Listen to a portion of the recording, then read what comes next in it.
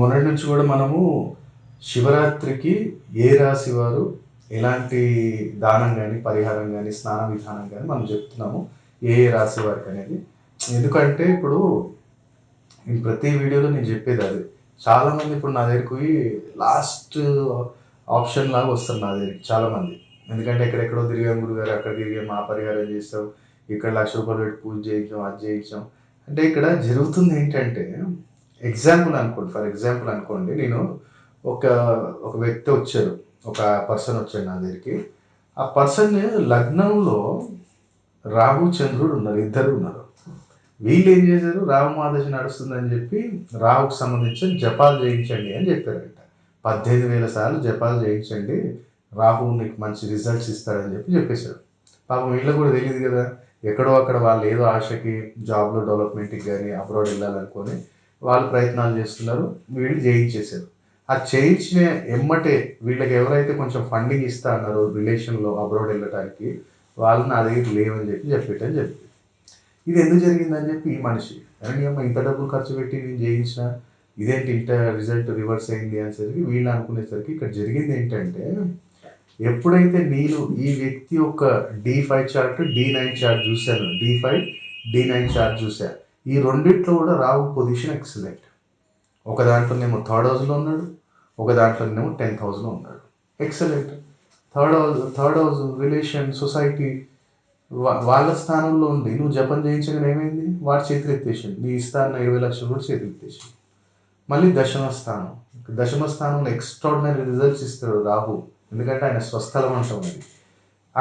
అక్కడ ఏమైపోయింది, వృత్తిరీత్యా అక్కడ పోయేదని చేద్దాం అనుకున్నాం, అదే లేకుండా చేసేసింది. మొత్తం పాస్పోర్ట్ వీసా రిజెక్ట్ అయిపోవటం, టోటల్ డిజాస్టర్ అయింది. అందుకనే ఒక ఎక్స్పర్ట్ ఉండాలి. ఆర్ఎంపీ డాక్టర్లు తయారయ్యారు తప్ప ఎంబీబీఎస్ వాళ్ళ దగ్గరికి ఎవడు పోతలేడు, అందరు ఆర్ఎంపీల దగ్గరికి పోతున్నారు. అందుకని ఆ రిజల్ట్ అనేది ఉండట్లేదు. ఆ యాంటీ రిజల్ట్ జరిగినప్పుడు ఇక్కడికి వచ్చి తెలుసుకొని ఎత్తు పట్టుకుంటారు. అందుకనే వెళ్ళే దగ్గర ఒక వ్యక్తి దగ్గరికి వెళ్తున్నాము అంటే రీసెర్చ్ చేయండి, వాళ్ళది ఏంటిది, వాళ్ళ వీడియోస్ చూడండి, వాళ్ళ గురించి తెలుసుకోండి, వాళ్ళు మాట్లాడే దాంట్లో ఎంత కరెక్ట్ సైంటిఫిక్ రీజన్స్ ఉన్నాయో తెలుసుకున్న తర్వాత వెళ్ళండి తప్ప ఏదో ఉరుకులాడేసి రాత్రి జరిగిపోతాయని ఉత్తమాటలు చెప్తే డబ్బులు పోగొట్టుకోకండి. ఓకే, లక్షలు పెట్టి రత్నాలు కూడా పెట్టే అవసరం లేదు, లక్షలు పెట్టి పూజలు కూడా చేసే అవసరం లేదు. అవసరం ఉంటే అప్పుడు చేస్తే వాళ్ళు చెప్పమనండి, నేను చేస్తే నా గ్యారంటీగా పని జరుగుతుందా, రాసిమనండి, నేను 2 లక్షలు రత్నం పెట్టుకుంటా, నాకు పని జరగకపోతే నాకు నా 2 లక్షలు రిటర్న్ ఇస్తావా రాసిమన్, ఎందుకంటే చెప్తున్నారు కదా మంచి కలిసి వస్తాయని, రాసిమనండి. అమిత్ రాజ్ దగ్గర నేను ఈరోజు చెప్పాను ₹1,00,000, 10,000 చెప్తే నేను పక్కా చెప్తాను, నేను చెప్పిన రెమెడీస్ పాటించి జరగకపోతే అన్నాడు. కానీ చెప్పిన పద్ధతి పాటించాలి. కాబట్టి ఈరోజు మనం తెలుసుకోబోయేది ఏంటంటే సింహరాశికి మనం ఇవాళ ఫస్ట్ ఆఫ్ ఆల్ స్నాన విధానం ఏంటంటే, మనకు అశోక చెట్టు యొక్క ఆకులు కానీ లేదనుకుంటేనేమో ఇంట్లో మన లైట్గా కాఫీ పొడి ఉంటుంది కదా, కాఫీ పొడి అయినా పర్లేదు, ఈ రెండిట్లో ఏదైనా ఒక ఐటమ్ దాంట్లో వేసుకోండి. అడగొచ్చు ఇక్కడ మళ్ళీ, ఇదేంటి గురువుగారు అనుకుంటే, రవికి గ్రహణాన్ని బట్టి ఇచ్చేది ఎవరు అంటే రాహు. సో కాఫీ పొడి కానీ సిగరెట్ కానీ పొగాకు కానీ ఏదైనా రాహు రిలేటెడే. కాబట్టి ఆ రాహుని వేసుకొని స్నానం చేయటం వల్ల శివరాత్రి రోజు గురుచండాల యోగానికి నివారణ జరిగిపోతుంది. ఫస్ట్ అయితే ఇది స్నాన విధానం.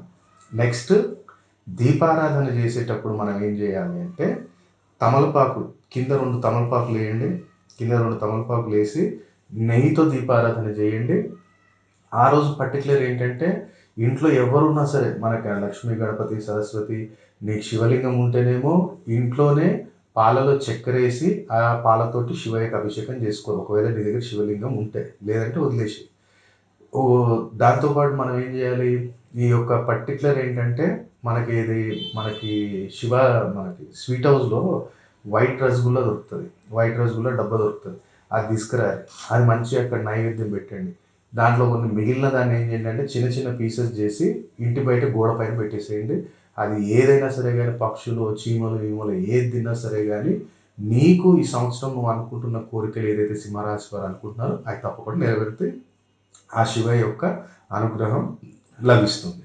దాంతోపాటు ఆ రోజు ఎవరికైనా చిన్నపిల్లలకి, అంటే అక్కడ ఎవరైనా సరే కానీ, మీ ఇంటి దగ్గర కానీ పేదవాళ్ళు ఎవరైనా సరే కానీ చిన్నపిల్లలు ఉన్నారా, వాళ్ళకి ఏం చేయాలంటే ఆ రోజు ఏదో ఒక బట్టను ఏదో వాళ్ళకి ఏదైనా వస్తువులు ఏదైనా ఇప్పి, తినే వస్తువు ఇప్పి, లేదా వాళ్ళకి ఏదైనా ఫ్రాక్ ఇప్పి, లేదనుకుంటే వాళ్ళకి చిన్నపిల్లలకి ఏదైనా చెప్పులు ఇప్పి, వాళ్ళకి చెప్పులు ఎంతలో వస్తాయి?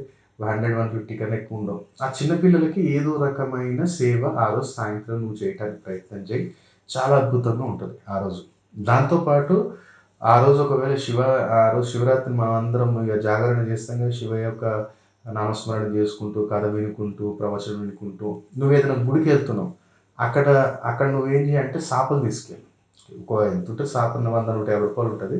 ఆ సాప తీసుకెళ్ళి అక్కడ వెయ్యి. అక్కడ వాళ్ళు ఎంత దాన్ని వాడతారో గుళ్ళో, నీకు చూడు రిలేషన్షిప్ కావచ్చు, ప్రొఫెషనల్ లైఫ్లో కావచ్చు, ఎంత గ్రోత్ వస్తుంది సింహరాశి వారికి. అక్కడే వదిలేసి ఒక 2 తీసుకెళ్ళి కొనుక్కొని, ఒక 300 పెట్టి తీసుకెళ్ళి ఆ టెంపుల్ అక్కడ వేసి దాని మీద కూర్చో. ఆ రోజు నైట్ మంచిగా నామస్మరణ చేసుకో, తండ్రిది ప్రశాంతంగా కూర్చొని అక్కడ వదిలేసి వచ్చేసాయి. ఈ యొక్క పరిహారాలు సింహరాశి వారు శివరాత్రి రోజు పాటించినట్టయితే తప్పకుండా ఆ శివయ్య అనుగ్రహం లభిస్తుంది. మంచిగా ఈ సంవత్సరం మొత్తం కూడా ఆటంకాలు తొలగిపోతాయి.